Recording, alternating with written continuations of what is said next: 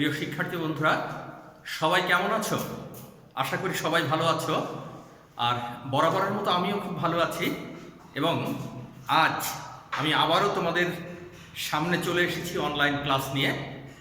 আমি আজ তোমাদের অ্যাপোলোনিয়াসের উপপাদ্যটি প্রমাণ করে দেখাবো। এটি হচ্ছে উচ্চতর গণিতের তৃতীয় অধ্যায়ের একটি উপপাদ্য। তো আমরা এই অ্যাপোলোনিয়াসের উপপাদ্য যে সাধারণ নির্বাচনটা, সেই সাধারণ নির্বাচনটায় কি বলছে এটি আমরা একটু জানার চেষ্টা করি। এই বিষয়টি জানার আগে তোমাদের আজ দুই তিনটি জিনিস আমাকে মনে করিয়ে দিতে হবে। একটি হচ্ছে মধ্যমা। মধ্যমাটা কাকে বলে? যে আমরা জানি যে ত্রিভুজের শীর্ষবিন্দু তিনটি। তো এই যে তিনটি শীর্ষবিন্দু, দেখো তিনটি শীর্ষবিন্দু, যে কোনো আমি হয়তো এই শীর্ষবিন্দুটি নিলাম, এই শীর্ষ থেকে বিপরীত বাহুর মধ্যবিন্দুর সংযোগ একটা রেখা আঁকলাম। তাহলে এই রেখাটাকে কিন্তু আমরা বলবো মধ্যমা। কোন ত্রিভুজের? এই ত্রিভুজের। এবার আমি যদি এই শীর্ষটা নেই, এর বিপরীত বাহু এইটি, এর মধ্যবিন্দু হচ্ছে এটা, এখানে আমরা দিলাম, এটা হচ্ছে তাহলে আরেকটি মধ্যমা। এবার এই শীর্ষবিন্দু যদি নেই, এর বিপরীত বাহু এটা, অর্থাৎ একটা ত্রিভুজে তিনটি মধ্যমা আঁকা সম্ভব। ত্রিভুজের যে কোনো শীর্ষ থেকে বিপরীত বাহুর মধ্যবিন্দু পর্যন্ত যদি কোনো রেখা আঁকা যায়, অর্থাৎ সংযোগ রেখা, তাহলে সেই রেখাটিকে বলা হবে ওই ত্রিভুজের মধ্যমা। আমাদের এই মধ্যমাটি কাজে লাগবে। এবং আমাদের যে বিষয়টি কাজে লাগবে, যে এই মধ্যমা ত্রয়, একটা ত্রিভুজের আমি কয়টি বলছি মধ্যমা আসে? তিনটি। মধ্যমা ত্রয়ের উপর আমি যদি বর্গক্ষেত্র অঙ্কন করি, আমি এখানে একটু দেখি যে এই যে তিনটা মধ্যমা পেলাম, এরপরে অঙ্কিত বর্গক্ষেত্রের ক্ষেত্রফলের সমষ্টি আমরা পরবর্তীতে যে উপপাদ্যটি করব, ওই যে ত্রিভুজের মধ্যমা এবং ত্রিভুজের বাহুগুলোর মধ্যে যে সম্পর্কটা, সেখানে আমরা এটা কিভাবে আসে সেটা আমরা প্রমাণ করার চেষ্টা করব, এবং এই ক্লাসটি আমি পরবর্তীতে করব। তো এখন দেখো, আমরা যে অ্যাপোলোনিয়াসের উপপাদ্য নিয়ে আলোচনা করছিলাম, সেই অ্যাপোলোনিয়াসের উপপাদ্যে কি বলা হচ্ছে? কোন ত্রিভুজের যে কোনো দুই বাহুর উপর অঙ্কিত বর্গক্ষেত্রের ক্ষেত্রফল। আমি এই ত্রিভুজটা নিলাম, এর যে কোনো দুই বাহু, অর্থাৎ এবি এবং এসি। এবির উপর অঙ্কিত বর্গক্ষেত্রের ক্ষেত্রফল হচ্ছে এবি স্কয়ার, এসির পরে অঙ্কিত বর্গক্ষেত্রের ক্ষেত্রফল হচ্ছে এসি স্কয়ার। এই দুইটার সমষ্টি হবে এই দুই বাহু মিলে তৃতীয় বাহু থেকে যায় কোনটা? বিসি। এই বিসির অর্ধেকের উপর অঙ্কিত বর্গক্ষেত্রের ক্ষেত্রফল। সেই বিসির অর্ধেকটা কি? মনে করো এই যে ডি হচ্ছে বিসি এর মধ্যবিন্দু, তাহলে সেটা হচ্ছে বিডি স্কয়ার। কেউ যদি মনে করো যে বিডি নেব না, আমি সিডি নেব, অবশ্যই কোনো সমস্যা নেই, তোমরা সিডি কে নিতে পারো। এবার আরেকটি জিনিস, সেটি হচ্ছে ওই যে ডি বিন্দু, বিসি এর মধ্যবিন্দু, ওই ডি বিন্দু এবং এর বিপরীত শীর্ষ যোগ করলে একটা মধ্যমা তৈরি হবে। আমি তোমাদের আগেই বলেছি যে মধ্যমার শীর্ষবিন্দু এবং বিপরীত বাহুর মধ্যবিন্দু সংযোজক সরলরেখাকে ওই ত্রিভুজের মধ্যমা বলে। তো এই মধ্যমার উপর অঙ্কিত বর্গক্ষেত্রের ক্ষেত্রফল, তার মানে এ ডি স্কয়ার, এর দ্বিগুণের সমান। তাহলে আমরা এই যে অ্যাপোলোনিয়াসের উপপাদ্যটি আমরা বলি তোমাদের সামনে, যে ত্রিভুজ এবিসি একটি ত্রিভুজ নিলাম, যা এবি এবং এসি এর উপর অঙ্কিত বর্গক্ষেত্রের ক্ষেত্রফলের সমষ্টি ওই ত্রিভুজের অপর বাহুর অর্ধেকের উপর অঙ্কিত বর্গক্ষেত্রের ক্ষেত্রফল প্লাস ওই বাহুর ওই বিন্দু সমদ্বিখণ্ডক, মানে এই যে বিসি বাহুটার সমদ্বিখণ্ডক মধ্যমা যেটা এডি, তার উপর অঙ্কিত বর্গক্ষেত্রের ক্ষেত্রফলের সমষ্টির দ্বিগুণের সমান। তাহলে আমার মনে হয় যে প্রিয় শিক্ষার্থী, তোমরা অ্যাপোলোনিয়াসের উপপাদ্যের সাধারণ নির্বাচনটি, অর্থাৎ প্রশ্নটি কি, এটা তোমরা ক্লিয়ারভাবে বুঝতে পেরেছ। আমি এবার এই প্রশ্নটির উত্তর, অর্থাৎ এই উপপাদ্যটি প্রমাণের কি কি করতে হবে বা কিভাবে করব, আমি সেইগুলো তোমাদের এখন বিস্তারিত আলোচনা করব। তো দেখো বন্ধুরা, তোমরা বোর্ডের দিকে তাকাও। আমি একটি চিত্র অঙ্কন করি। চিত্রটি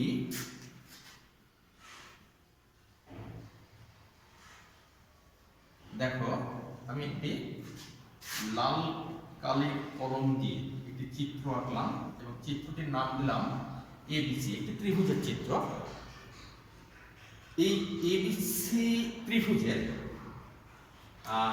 বিসি বাহুর মধ্যবিন্দু আমি নিলাম ডি। তাহলে এডি যোগ করলাম, তাহলে এডি অবশ্যই একটি মধ্যমা হবে ওই ত্রিভুজের। তো এবার আমাকে কি প্রমাণ করতে হবে অ্যাপোলোনিয়াসের উপপাদ্যে? একটু আগে আমি দেখিয়েছি যে যে কোনো দুই বাহু আমি নিলাম এবি স্কোয়ার এবং এসি স্কোয়ার। এবি বাহুর উপর এবং এসি বাহুর উপর অঙ্কিত বর্গক্ষেত্রের ক্ষেত্রফলের সমষ্টি যোগফল সমান সমান হবে 2 ইন্টু অপর বাহুর অর্ধেকের উপর আমি অপর বাহুর অর্ধেক ডিডি তারপর অঙ্কিত বর্গক্ষেত্রের ক্ষেত্রফল প্লাস ওই বাহুর সমদ্বিখণ্ডক মধ্যমার উপর অঙ্কিত বর্গক্ষেত্রের ক্ষেত্রফলের দ্বিগুণের সমষ্টি আমি অলরেডি এখানে নিয়ে নিয়েছি। তো এবার আমরা আমাদের সেই এই বিষয়টি কিভাবে প্রমাণ করা যায় সেটা আমরা এখন লেখার চেষ্টা করব। তো তোমরা জানো যে আমরা পূর্বে ক্লাসে তোমাদের সূক্ষ্মকোণী এবং স্থূলকোণী ত্রিভুজের যে দুটো উপপাদ্য এই অধ্যায়ে আমি আলোচনা করেছিলাম। সেই দুটো উপপাদ্য যদি আমি এই চিত্রে দেখাতে পারি এবং আমি সেখানে দুটো নাম্বার দেব, স্থূলকোণী প্রমাণ করে একটা নাম্বার দেব, সূক্ষ্মকোণী ত্রিভুজের ক্ষেত্রে প্রমাণ করে একটি নাম্বার দেব, ওই দুটো যোগ করে দেবো, আমার অ্যাপোলোনিয়াসের উপপাদ্যটি সম্পন্ন হয়ে যাবে। খুব সোজা একটি জিনিস এবং খুব ইম্পর্টেন্ট একটি জিনিস এই অ্যাপোলোনিয়াসের উপপাদ্য। তো দেখো যে আমি অঙ্কনের প্রয়োজনে এ থেকে বিসি পরে একটি লম্ব অঙ্কন করলাম। লম্বটা হচ্ছে বিসি কে ই বিন্দুতে ছেদ করবে, অর্থাৎ ই বিন্দুতে বিসি পরে অবস্থিত। এবার তোমরা একটু খেয়াল করো তো যে এ বি ডি, এই যে এ বি ডি এই ত্রিভুজটা কিন্তু একটা স্থূলকোণী ত্রিভুজ। আর কোন ত্রিভুজ এখানে নাই, একটু তুমি কল্পনা করবা তোমরা যে এইটুকু ঢেকে রাখো, এই অংশটুকু ঢেকে রাখো, তোমরা শুধুমাত্র এ বি ডি ত্রিভুজ নিয়ে হিসাব করো যে এই স্থূলকোণী ত্রিভুজ।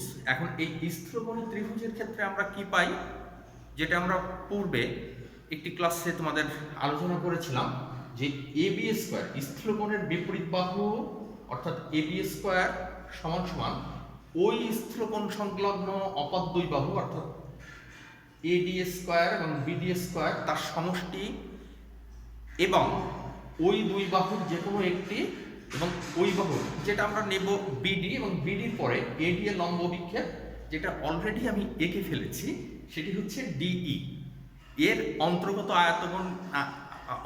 আয়তক্ষেত্রের দ্বিগুণের সমষ্টির সমান হবে। তাহলে আমি একটু দেখি কি হয় যে ত্রিভুজ এ বি ডি এটা একটা কি ত্রিভুজ? এটা হচ্ছে স্থূলকোণী একটা ত্রিভুজ। এত এ আমরা কি পাচ্ছি যে এ বি স্কোয়ার সমান সমান পাচ্ছি এডি স্কোয়ার প্লাস বিডি স্কোয়ার। তার মানে আমরা স্থূলকোণ সংলগ্ন আপাত দুই বাহুর উপর অঙ্কিত বর্গক্ষেত্রের ক্ষেত্রফলের সমষ্টি এখানে লিখে ফেলেছি। এবার ওই দুই বাহু যে কোনো একটি অর্থাৎ এ বিডি নিতে পারি, আমরা এডিও নিতে পারি, আমরা বিডিটা নেব, এখানে আমরা বিডি নিলাম এবং বিডির পরে অপর বাহু অর্থাৎ এডি এর লম্ব বিক্ষেপ। তাহলে আমাদের সঙ্গত কারণেই বিডি এর বর্ধিতাংশ করে আঁকতে হবে। আমি বর্ধিত করে এই বিন্দু থেকে লম্ব আঁকলাম, তাহলে এডি এর লম্ব বিক্ষেপ বিডির পরে হচ্ছে ডিই। এই ডিই এবং বিডি এর অন্তর্গত আয়তক্ষেত্রের দ্বিগুণের সমষ্টির সমান হবে। এটিকে আমি 1 নম্বর দিলাম। আমার মনে হয় ক্লিয়ার, তোমরা এটি বুঝতে পেরেছো, কারণ এই জিনিসটি আমরা পূর্বে প্রমাণ করেছিলাম। এবার দ্বিতীয় যেটি সেটি হচ্ছে এডিসি ত্রিভুজের। এখন আমরা এডিসি ত্রিভুজটি যখন করব আমরা কিন্তু পেছনে এইটা আছে, আমরা এটা নাই বলবো, যে এইটা নেই, এইটা আমরা করব। আমাদের শুধুমাত্র এখানে আসবে এ ডি সি ত্রিভুজ, এ ডি সি ত্রিভুজ। এখন এ ডি সি ত্রিভুজের এইটা দেখো সূক্ষ্মকোণ। তাহলে সূক্ষ্মকোণের ত্রিভুজের ক্ষেত্রে আমরা কি পাচ্ছি? সূক্ষ্মকোণের বিপরীত বাহুর উপর অঙ্কিত বর্গক্ষেত্রের ক্ষেত্রফল, সেটি হচ্ছে এসি স্কয়ার সমান সমান আমরা পাচ্ছি এডি স্কয়ার প্লাস ডিসি স্কয়ার। এইবার সূক্ষ্মকোণের ক্ষেত্রে কি আসবে? বিয়োগ আসবে।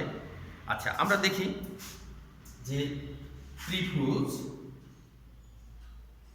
এ ডি সি এ, এটা সূক্ষ্মকোণের বিপরীত বাহু এসি স্কয়ার সমান সমান হবে কি AD square plus DC square minus 2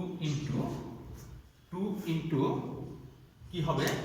ওই যে স্থূলকোণ সংলগ্ন দুইটি বাহু, একটা হচ্ছে এডি আর একটা হচ্ছে ডিসি। তো আমরা ওর একটা বাহুর পরে আরেকটা বাহুর লম্ব বিক্ষেপ নেব। এখন ডিসি পরে এডি এর লম্ব বিক্ষেপ আঁকা আছে এখানে অলরেডি, ওই যে এ বিন্দু থেকে এই লম্ব। তাহলে ডিসি বাহু পরে এডি এর লম্ব বিক্ষেপ হচ্ছে ডিই।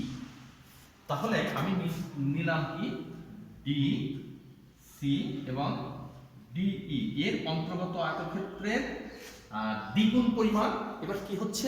কম। এর অন্তর্গত আয়তক্ষেত্রের দ্বিগুণ পরিমাণ কম। তো আমরা তাহলে একই চিত্রে একটা স্থূলকোণের ক্ষেত্রে দেখালাম কেমন করে আসে।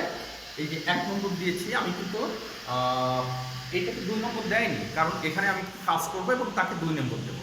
তো একটা স্থূলকোণী ত্রিভুজের ক্ষেত্রে এবিডি স্থূলকোণী ত্রিভুজের ক্ষেত্রে এইটা প্রমাণ করলাম, এবং এডিসি সূক্ষ্মকোণী ত্রিভুজের ক্ষেত্রে আমি এইটা প্রমাণ করলাম।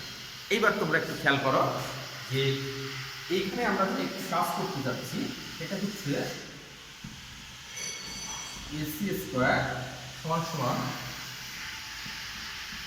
এডি স্কয়ার প্লাস ডিসির পরিবর্তে ডিসি, যেহেতু ডিসি এর মধ্যবিন্দু, অর্থাৎ আমরা বিডি আর ডিসি সমান লিখতে পারি।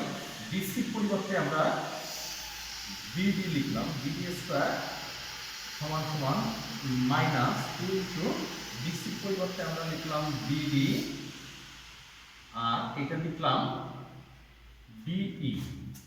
আচ্ছা, একে আমরা দিচ্ছি 2 নম্বর সমীকরণ। আমরা নোট দিতে পারি যে যেহেতু BD is equal to DC, কারণ আমি প্রথমে বলে নিয়েছিলাম যে ডি বিসি এর মধ্যবিন্দু, আর সঙ্গত কারণে কিন্তু এডিটা মধ্যমা। এবার আমরা 1 নম্বর এবং 2 নম্বর 1 নম্বর এবং 2 নম্বর কি করব? যোগ করব। এটা কি ইমপ্লাইজ করছে?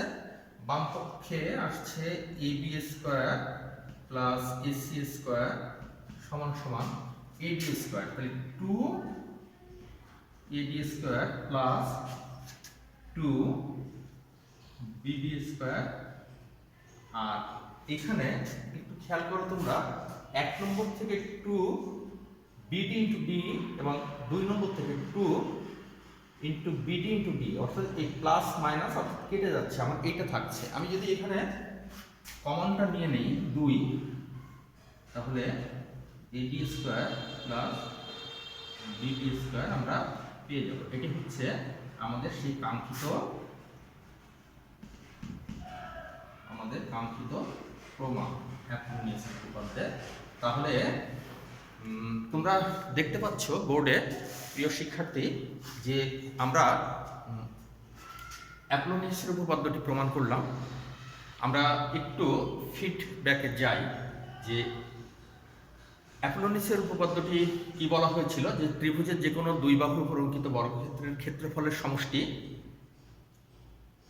অপর বাহুর অর্ধেকের উপর অঙ্কিত বর্গক্ষেত্রের ক্ষেত্রফল ও ওই বাহুর সমদ্বিখণ্ডক মধ্যমার উপর অঙ্কিত বর্গক্ষেত্রের ক্ষেত্রফলের সমষ্টির দ্বিগুণ। তো আমরা প্রমাণ করছি কিভাবে।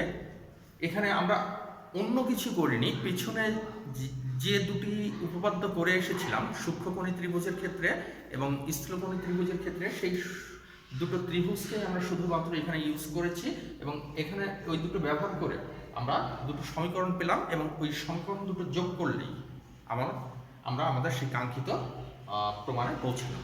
তো আমার মনে হয় যে তোমরা ঠিকভাবে বুঝতে পেরেছো আজকের এই ক্লাসে তোমাদের যেটি আমি শিখালাম অ্যাপোলোনিয়াসের উপপাদ্য। এবং আমি পূর্বে বলেছি যে অ্যাপোলোনিয়াসের উপপাদ্যটি হচ্ছে তোমাদের এই অধ্যায়ের বা তোমাদের উচ্চতর গণিতের একটি অত্যন্ত গুরুত্বপূর্ণ বিষয়। এই বিষয় এবং এটি পরীক্ষার জন্যও কিন্তু তোমাদের খুবই গুরুত্বপূর্ণ আসে, পরীক্ষায় অনেক বেশি আসে এই উপপাদ্যটি। তা তোমরা অবশ্যই এটি বাড়িতে সুন্দরভাবে প্র্যাকটিস করবে এবং কমপ্লিট করবে।